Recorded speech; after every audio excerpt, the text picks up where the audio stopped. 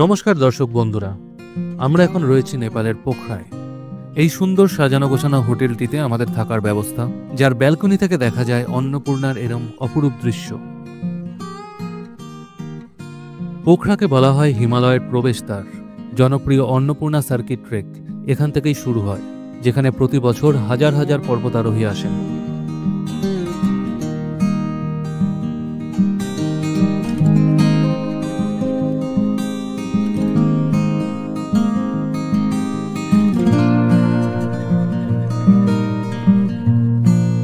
Breakfast সেরে আমরা বেরোলাম পোখরা সাইট সিইংয়ে। সবার প্রথমে আমরা ভিজিট করলাম বিন্দবাসিনী মন্দির। বিন্দবাসিনী মন্দির পোখরার অন্যতম প্রাচীন ও গুরুত্বপূর্ণ হিন্দু মন্দির। এটি দেবী দুর্গার একটি রূপ বিন্দবাসিনীর প্রতি উৎসর্গিত। বিশ্বাস করা হয় মল্ল রাজবংশের রাজারা এই মন্দিরটি নির্মাণ করেন এবং এটি দীর্ঘদিন ধরে পোখরার ধর্মীয় ও সাংস্কৃতিক ঐতিহ্যের অংশ।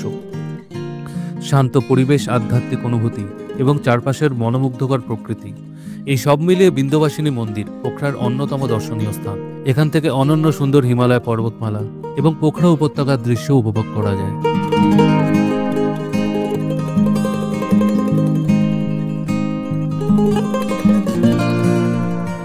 বিন্দবাসিনী মন্দির দর্শন করে আমরা এসে পৌঁছালাম মহেন্দ্রা কেভ।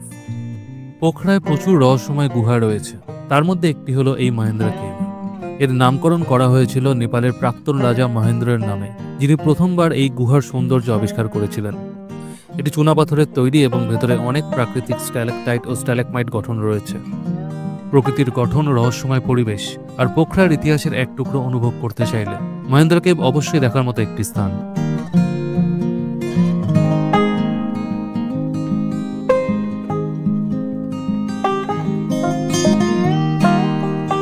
মহেন্দ্রা কেভ দেখে আমরা গেলাম ডেভিলস ফল।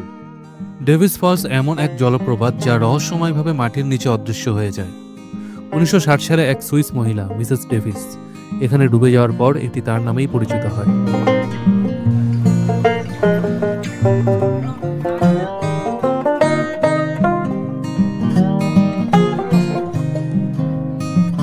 সারাদিন পোখরা দর্শনের পর আমরা ফিরলাম আমাদের হোটেল এবং আমাদের হোটেলের কাছেই চলছিল বেলুন ফেস্টিভ্যাল।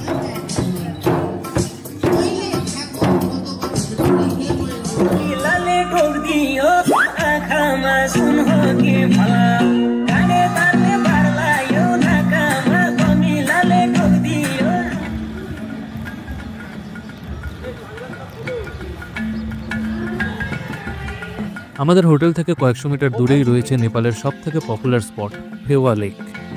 এটি পোখরার সবচেয়ে বড় এবং নেপালের দ্বিতীয় বৃহত্তম লেক। এটি 443 বর্গ কিলোমিটার এলাকা জুড়ে বিস্তৃত এবং এর গভীরতা প্রায় 24 মিটার। একটি পুরনো কিংবদন্তি অনুযায়ী এই লেক দেবী বরুণীর আশীর্বাদে সৃষ্টি হয়েছে, যিনি এই অঞ্চলকে শুদ্ধ এবং পবিত্র করেছিলেন। নৌকা ভ্রমণ, সূর্যাস্তের দৃশ্য, পাহাড়ের প্রতিবিম্ব আর চারপাশের শান্ত পরিবেশ, ফেওয়া লেক সত্যি এক স্বপ্নের মতো স্থান।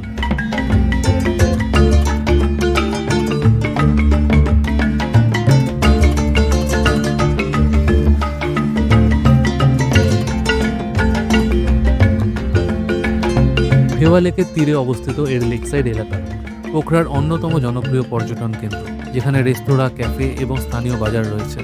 এই লেকের পাশে বসে অনায়াসে ঘন্টার পর ঘন্টা কাটানো যায়।